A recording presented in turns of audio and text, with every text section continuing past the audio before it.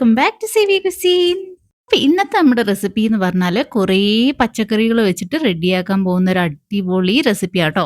അപ്പൊ ഞാൻ ഇന്ന് എടുത്തേക്കുന്ന എന്റെ ഫ്രിഡ്ജില് കുറേ ബാലൻസ് വന്ന പല ടൈപ്പ് പച്ചക്കറിയാണേ. എല്ലാവരുടെ വീട്ടിലും കോമൺ ആയിരിക്കുമല്ലോ. ഇതൊന്ന് സൂക്ഷിച്ച് നോക്കിയാൽ തന്നെ മനസ്സിലാവും എല്ലാം ഒന്ന് വാടിയിട്ടുണ്ട് കേട്ടോ. പല പല വിഭവങ്ങളൊക്കെ ചെയ്തിട്ട് മിച്ചം വന്ന പച്ചക്കറിയാട്ടോ. ഒരു കുഞ്ഞു പീസ് ചേന, കുമ്പളങ്ങ, വഴുതനങ്ങ, പിന്നെ ഒരു ഏത്തയ്ക്ക ഉണ്ട്. പിന്നെ ഉള്ളി, കിഴങ്ങ് അങ്ങനെ മിച്ചം വന്ന കുറേ ഐറ്റംസ് ഉണ്ട് കേട്ടോ. ഇതേപോലെ നിങ്ങളുടെ ഫ്രിഡ്ജിൽ ഏതൊക്കെ പച്ചക്കറി ബാക്കിയിരുന്നാലും അത് വെച്ചിട്ട് ഈസി ആയിട്ട് ചെയ്യാൻ പറ്റുന്ന ഒരു റെസിപ്പി ആട്ടോ. ഞാനിവിടെ തൊലിയൊക്കെ കളഞ്ഞ് നല്ലപോലെ ക്ലീൻ ചെയ്തെടുത്തിട്ടുണ്ട്. ഇനി ഇതൊന്ന് മുറിച്ചെടുക്കാം കേട്ടോ. ഇത് മുറിച്ചെടുക്കുമ്പോൾ നല്ല ചെറുതായിട്ട് വേണം നമ്മളിത് മുറിച്ചെടുക്കാനായിട്ട്. സാധാരണ ഇതുപോലെ നമ്മുടെ വീട്ടുകളിൽ പച്ചക്കറി ബാലൻസ് വരുമ്പം മിക്കവരും ചെയ്യുന്നൊരു കാര്യമാണ് കേട്ടോ അവിയല്. അല്ലെങ്കിൽ കുറച്ചെടുത്ത് സാമ്പാറും വെക്കും. അപ്പൊ അങ്ങനെ അത് രണ്ടും പരീക്ഷിച്ച് മടുത്തവർക്ക് പറ്റുന്ന ഒരു അടിപൊളി റെസിപ്പി ആട്ടോ ഇത്. ഏകദേശം പറഞ്ഞു വരുവാണെങ്കിൽ നമ്മുടെ അവിയലിന്റെ ഒരു അപരനായിട്ടൊക്കെ വരും. പക്ഷെ അതിൽ നിന്ന് നല്ല വ്യത്യാസമുണ്ട് കേട്ടോ. അതുകൊണ്ടാണ് അപരൻ എന്ന് ഞാൻ പറഞ്ഞു കേട്ടോ.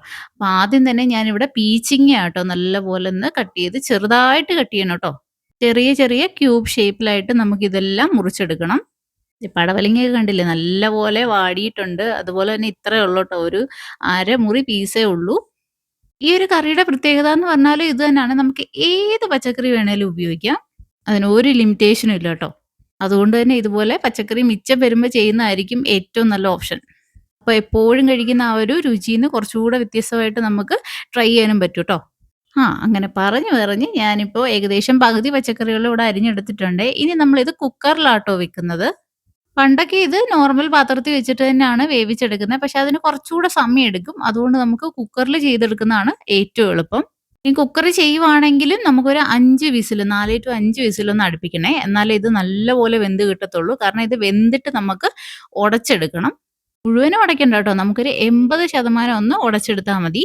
അപ്പോൾ പച്ചക്കറി മുഴുവനായിട്ട് അരിഞ്ഞ് ചേർത്തിട്ടുണ്ട്. ഇനി ഇതിലേക്കൊരു 2 പച്ചമുളക് കേട്ടോ ചേർക്കുന്നത്. ഇത് അത്യാവശ്യം നല്ല എരിയുള്ള പച്ചമുളകാണേ. അതുകൊണ്ടാട്ടോ ഒരു 2 എണ്ണം ചേർക്കുന്നത്. നിങ്ങളുടെ കയ്യിൽ എരി കുറവുള്ള ടൈപ്പ് ആണെങ്കിൽ ഒരു 3 ടു 4 എണ്ണം ഇതുപോലെ ജസ്റ്റ് ഒന്ന് കീറി ഇട്ട് കൊടുത്താൽ മതിയേ.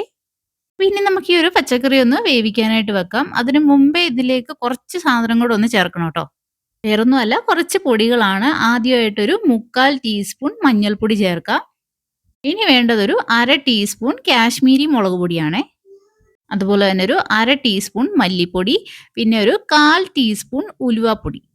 പിന്നെ ഇതിലേക്ക് ആവശ്യത്തിനുള്ള ഉപ്പൂടെ ചേർത്ത് കൊടുക്കുക. പൊടിയെല്ലാം ചേർത്തതിന് ശേഷം ഇനി ഇതിലേക്ക് ഒരു 1/2 കപ്പ് വെള്ളം കൂടെ ചേർക്കുന്നുണ്ടേ. അപ്പം നമ്മുടെ ഈ കറി എന്ന് പറഞ്ഞാൽ കുറച്ച് ലൂസായിരിക്കും അതിൻ്റെ ഗ്രേവി. അപ്പം അതുകൊണ്ടാണ് 1/2 കപ്പ് ചേർത്ത് കൊടുക്കുന്നത്. ബാക്കി ഈ ഒരു പച്ചക്കറിയിൽ നിന്ന് തന്നെ വേവുമ്പോൾ വെള്ളം ഇറങ്ങിക്കോളും. ഇനി ഇതെല്ലാം കൂടെ നമുക്ക് നന്നായിട്ടൊന്ന് മിക്സ് ചെയ്യാം കേട്ടോ. ഈ പൊടി അതുപോലെ തന്നെ ഉപ്പും ഒക്കെ ഈ പച്ചക്കറിയിലെല്ലാം നല്ലപോലെ ഒന്ന് പിടിക്കാനായിട്ടാണേ. അപ്പോൾ ഇതിപ്പോൾ നന്നായിട്ട് ഇളക്കി കൊടുത്തിട്ടുണ്ട്. ഇനി നമുക്കിത് അടച്ചു വെച്ചിട്ട് ഒരു 4 ടു 5 വിസിൽ അടുപ്പിക്കണം കേട്ടോ. എങ്കിലേ നമ്മുടെ പച്ചക്കറി നന്നായിട്ട് വേവത്തുള്ളൂ. അതുപോലെ നമുക്ക് ഉടച്ചെടുക്കാനും പറ്റത്തുള്ളൂ കേട്ടോ. ഇതിപ്പോൾ 5ാമത്തെ വിസിലാണ് അടിക്കുന്നത്. ഇനി സ്റ്റൗ ഓഫ് ചെയ്യാം കേട്ടോ. പിന്നെ നമുക്ക് ഇതിലേക്ക് വേണ്ട അരപ്പൊന്ന് റെഡിയാക്കി എടുക്കാം. ആദ്യം തന്നെ ജാറിലേക്ക് 1 കപ്പ് തേങ്ങ ചേർത്തിട്ടുണ്ട്. കൂടെ തന്നെ ഒരു 1/2 ടീസ്പൂൺ ജീരകം, പിന്നെ ഒരു 4 ടു 5 അല്ലി വെളുത്തുള്ളിയാണേ. ഞാൻ ചെറിയ സൈസുള്ള വെളുത്തുള്ളി ആയതുകൊണ്ടാണ് 4 ടു 5 എടുത്തത്. നിങ്ങളുടെ കയ്യിൽ കുറച്ചുകൂടെ വലുതാണെങ്കിൽ 1 ടു 2 എടുത്താൽ മതിയേ. പിന്നെ ഒരു തണ്ട് കരിവേപ്പിലയും 1 കപ്പ് വെള്ളം കൂടെ ചേർക്കുന്നുണ്ടേ. ഇനി നമുക്ക് നല്ല പേസ്റ്റ് ആയിട്ട് അരച്ചെടുക്കാം. ഇപ്പം നമ്മുടെ കുക്കറിൻ്റെ പ്രഷറൊക്കെ പോയിട്ടുണ്ട് കേട്ടോ. ഇനി നമുക്കൊന്ന് തുറന്നു നോക്കാം. നിങ്ങൾ പ്രഷർ പെട്ടെന്ന് കളയല്ല കേട്ടോ. അത് നാച്ചുറലായിട്ട് തന്നെ ഇരുന്ന ആ ഒരു ഡീപ് പ്രഷർ ആവുന്ന അത്രയും ടൈമിൽ വെക്കണം.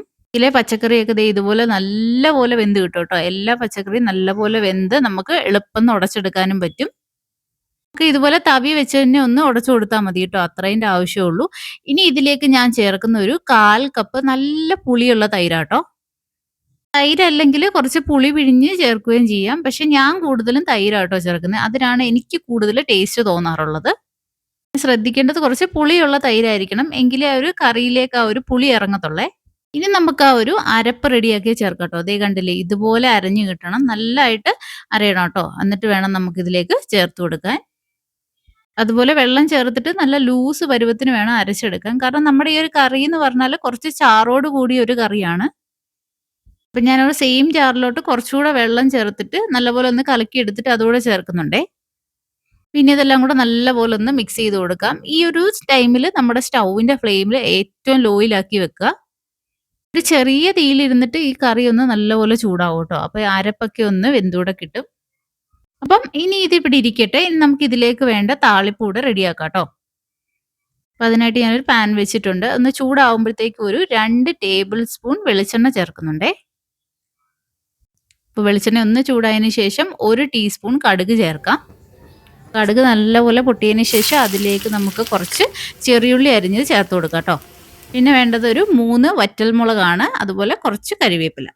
ഇനി ഇതിലേക്ക് ചേർക്കേണ്ട ഒരു 1/4 ടീസ്പൂൺ അടുപ്പിച്ച് മതി കായപ്പൊടിയാണേ. ഒരുപാട് ചേർക്കല്ല. ഒരു 1/4 ടീസ്പൂൺ മാക്സിമം മതിയാവും. പിന്നെ ഫൈനലായിട്ട് ചേർക്കുന്നത് 1 ടീസ്പൂൺ കടലപ്പരിപ്പാട്ടോ. അപ്പൊ ഇത്രയും മതി. ഇതെല്ലാം കൂടെ നല്ലപോലെ ഒന്ന് മൂപ്പിച്ചിട്ട് നമുക്ക് കറിയിലോട്ടങ്ങ് ചേർത്ത് കൊടുക്കാം. ഇതിപ്പോ നന്നായിട്ടൊന്ന് മൂത്ത് കിട്ടിയിട്ടുണ്ട്. അപ്പൊ ഈ ഒരു പരുവം മതി ട്ടോ. ഇനി നമുക്കിത് കറിയിലോട്ട് ഡയറക്റ്റ് ചേർത്ത് കൊടുക്കാം. അപ്പൊ ഇതിവിടെ ചേർത്തിട്ട് നന്നായിട്ടൊന്ന് ഇളക്കി കഴിയുമ്പോഴത്തേക്കും നമ്മുടെ കറി ഇവിടെ റെഡി ആയിട്ടോ.